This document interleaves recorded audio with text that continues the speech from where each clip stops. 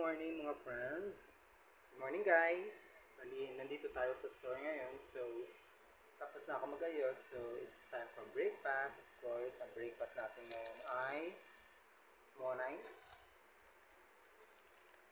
Isang pirasong cheese whiz. And syempre, coffee.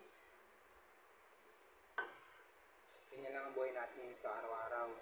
Kailangan matuto tayo magpasalamat kung ano man ang biyayang dumarating sa buhay natin. Maliit man to, marami man o konti, matuto tayo magpasalamat sa Panginoon. Konting biyaya na mailalaman natin sa ating sikmura na tayo mabubuhay sa isang araw, marapat natin siya ipasalamatan. Gaya nito, bread.